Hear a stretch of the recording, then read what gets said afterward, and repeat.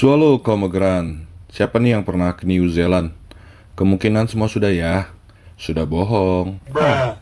Baik, di hari yang cerah ini saya akan membahas film dari New Zealand berjudul Hunt for the Wilder People.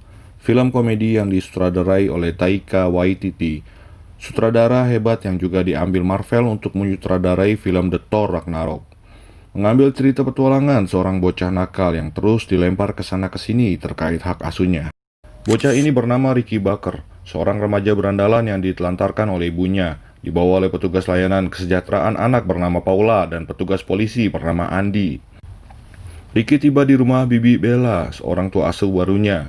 Terlihat perlakuan Ricky yang memang nakal. Dia terlihat cuek di saat perkenalan pertamanya dengan Bibi Bella, yang nampak bahagia dan tak pernah terlihat marah oleh Ricky selama film ini.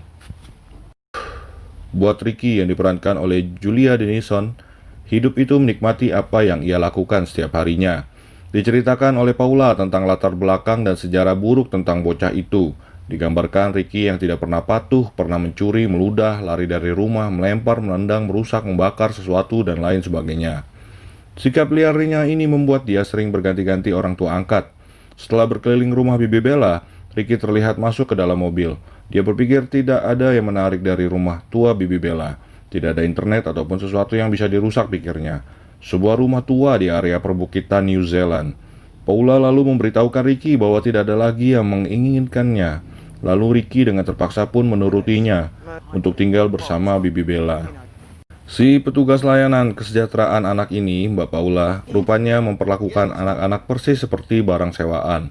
Ricky terus saja dilempar ke sana ke sini dalam proses hak asuhnya. Mereka hanya akan terus memindahkan Ricky sampai sesuatu terjadi. Di saat makan malam yang ditemani Bibi Bella dan Hank suaminya, terlihat senyum manis Bibi Bella dan juteknya Hank yang tidak mau dipanggil paman oleh Ricky. Lalu Hank bertanya apakah Ricky bisa bekerja atau kerjanya cuma bisa makan. Bibi Bella marah kepada Hank karena Hank kasar terhadap Ricky. Di film ini, Hank diceritakan sebagai seorang pria penggerutu, tidak bisa membaca, pernah membunuh secara tidak sengaja, dan dia diselamatkan oleh Bibi Bella. Hank akhirnya hidup bersama dengan Bibi Bella. Di saat selesai makan, Ricky mengucapkan selamat malam. Inilah kata-kata pertama Ricky setelah bertemu Bibi Bella. Terlihat Bibi Bella yang sangat perhatian dengan Ricky. Setelah meminta maaf atas perbuatan Hank, dia telah menyiapkan secara detail setiap kebutuhan Ricky di kamarnya. Walau baru bertemu Ricky, walau kebutuhan yang dipersiapkan sangat sederhana, Bibi Bella terlihat sangat mengerti Ricky.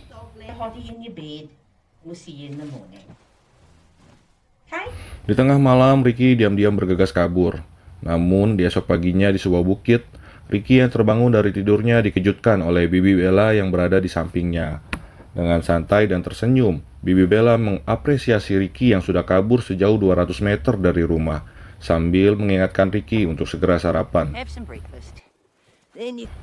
Kembali di malam hari, Ricky yang hendak kabur lagi tiba-tiba melihat alat penghangat yang diberikan Bella di kasurnya. Dan terlihat inilah momen pertama kalinya seorang baik kepadanya setelah semua perlakuan akalnya. Dia tersentuh seketika itu dan membatalkan rencana untuk kabur. Esok paginya, Ricky terlihat berusaha akrab dengan Bibi Bella. Mulanya dia tidak tertarik dengan obrolan panjang. Namun di saat bibinya menceritakan asal kelahirannya, Ricky terlihat mulai interest. Lalu Ricky membacakan sebuah puisi Jepang atau haiku dengan kalimat yang sangat buruk. Dan akhirnya perlahan tapi pasti mereka benar-benar akrab setelahnya. Dengan perasaan penuh kasih sayang, Ricky diajarkan menembak dan berburu oleh Bibi Bella. Tidak ada lagi niat Ricky yang hendak kabur dari sana. Bukan semata-mata makanan Bibi yang lezat, namun dikarenakan dia merasa diinginkan, keberadaannya diakui di sana, diperhatikan dan dipedulikan. Di tengah-tengah acara berburu, Ricky bertanya kenapa kuda-kuda di atas bukit tidak bisa ditangkap dan ditunggangi. Dijawab sang bibi, kenapa kuda liar harus ditunggangi? Tidak bisakah kita biarkan mereka merumput dan bebas menjadi kuda liar? Kata-kata Bibi Bella tentang kuda liar ini menyiratkan bahwa Ricky juga sebenarnya mendapatkan perlakuan yang sama, jaminan kebebasan memilih sesuatu. Di rumah itu untuk pertama kalinya Ricky merayakan ulang tahun dan mendapatkan hadiah berupa anjing kecil yang diberi nama Tupac. Ricky senang sekali, dia merasa sudah mempunyai segalanya bersama Bibi Bella. Namun, dunia ini selalu mengganti pertanyaan jika kita sudah mendapatkan satu jawaban. Di pagi hari yang cerah sedang asik-asiknya bermain dengan Tupac, Ricky dikejutkan oleh tangisan Hank. Bibi Bella meninggal ketika sedang menjemur pakaian. Hank nampak sedih sekali memeluk Bibi Bella yang sudah tiada itu. Setelah pemakaman, Hank dan Ricky pulang ke rumah. Terlihat mereka terdiam seribu bahasa di mobil. Setelah tiba di rumah, Hank menyerahkan surat yang isinya meminta Ricky untuk kembali ke yayasan. Dikarenakan orang yang mengajukan hak asuhnya, Bibi Bella telah meninggal. Ricky tidak mau kembali ke yayasan. Ricky terus-terusan membujuk Hank untuk memproses agar dirinya tidak dikembalikan ke yayasan. Namun Hank menolak, dikarenakan pasti gagal karena histori Hank yang mantan kriminal. Lalu diam-diam Ricky kabur dari rumah. Dia memalsukan dirinya yang tewas dengan membakar sebuah pakaian lengkap dirinya yang tidak sengaja membakar seluruh gudang. Kemudian dia pun masuk ke dalam hutan sambil makan roti bekalnya. Dia terus berjalan jauh meninggalkan Hank di rumah. Terlihat Ricky belum mampu untuk bertahan hidup di tengah hutan. Tak lama dia terlihat lapar, sempat memakan kayu pohon. Kemudian Ricky mengalami halusinasi dengan melihat masakan lezat di depannya. Di saat bersamaan, beruntung dia bertemu dengan Hank.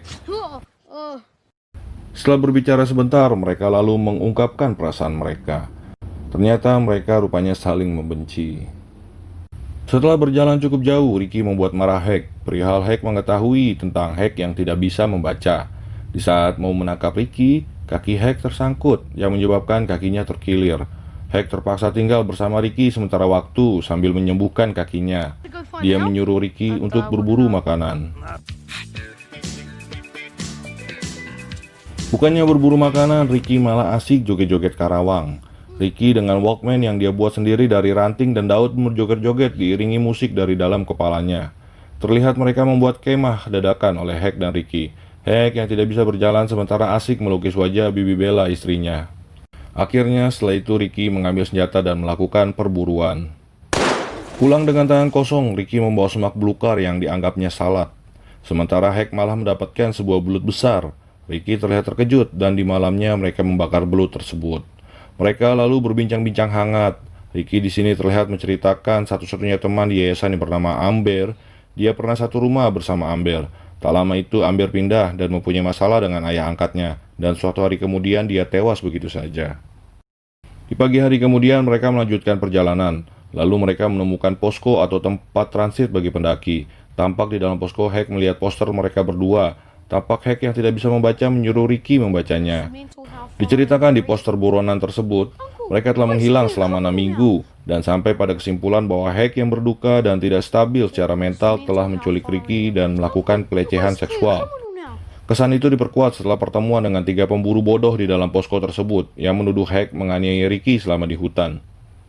Hank menjelaskan tentang kakinya yang terkilir. Dia juga menjelaskan bahwa Ricky tersesat dan dia berniat membawanya pulang. Namun ditambah pernyataan dari Ricky membuat semuanya menjadi miskomunikasi.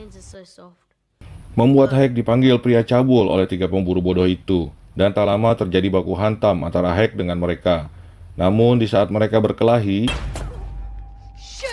Ricky menembak 2 kali menghentikan perkelahian mereka. Dan pada akhirnya Ricky dan Hank berhasil kabur. Dengan Hank yang tidak mau dipenjara dan Ricky yang tidak mau kembali ke yayasan, mereka sepakat untuk bersembunyi dan terjadilah perburuan nasional. Ricky dan Hank bersembunyi di dalam hutan selama berminggu-minggu. Perlahan namun pasti, Ricky sekarang mahir dalam bertahan hidup di dalam hutan. Dia diajarkan banyak hal oleh Hank. Setelah lama tidak mandi sebulan, mereka yang hendak mandi di salah satu posko transit dikejutkan penemuan seorang polisi hutan yang sedang sekarat.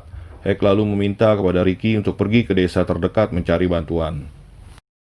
Bersama dengan Tupac, lalu Ricky mencari bala bantuan. Setelah lama berjalan, Ricky bertemu seorang gadis sedang naik kuda.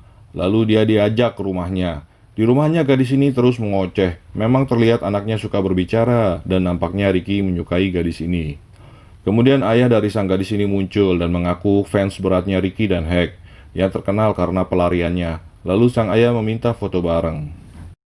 Ayah gadis itu menganggap Ricky adalah pria sejati. Lalu saking nyaman dan hangatnya keluarga ini, Ricky tertidur pulas. Dan paginya, dia terkejut karena ketiduran. Dia bergegas pergi dan dia mengingat Hank. Dia takut Hank akan tertangkap oleh polisi. Setelah tiba di posko, dia terkejut polisi sudah tiba di sana. Namun dia percaya Hank tidak tertangkap. Dia mengingat kata-kata Hank. Sementara Paula terus saja mencari Ricky. Walau dia sudah diberitahu bahwa baru saja Hank dan Ricky menyelamatkan seorang pria, dia tetap saja terus ingin menangkap Ricky dan memenjarakannya ke dalam hidup yang tidak disukai Ricky. Lalu Ricky berjalan terus mencari Hank. Di tengah dia terus dikejar oleh semua pihak. Dengan keterampilan yang selama ini dia dapatkan dari Hank, dia mampu lolos dari kejaran mereka semua. Sementara di sisi masyarakat, mereka terus dikagumi dan didukung penuh.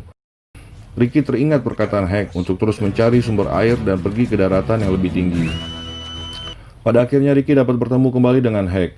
Mereka berdua lalu terus melanjutkan petualangan mereka. Kejadian suka dan duka terus diperlihatkan di film ini selama petualangan mereka, seperti penemuan burung yang sudah punah, kemudian anjing Hank yang meninggal digigit hewan buas, bertemu kembali dengan 3 pemburu bodoh, sampai bertemu dengan orang stres yang menyamar menjadi semak belukar. Dan sampai akhirnya mereka kabur dengan mobil ledakan milik orang stres, dikejar-kejar oleh semua orang, helikopter, barakuda, kendaraan lapis baja, semua dikerahkan untuk menangkap Ricky dan Hank.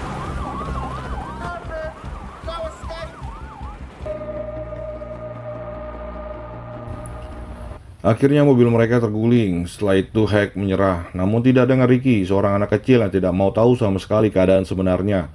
Polisi militer pun mengejar mereka. Ricky hanya menganggap ini hanya sebuah permainan yang membuatnya menjadi terkenal.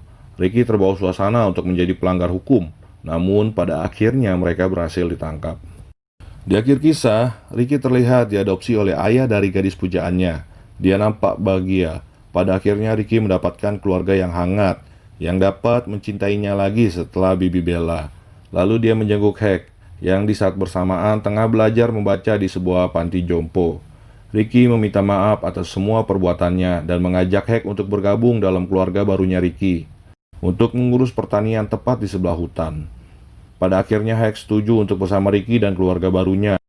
Ricky lalu memeluk Hank, paman angkatnya itu, untuk pertama kali. Lalu mereka bisa kembali melanjutkan petualangan mereka, dan film pun berakhir.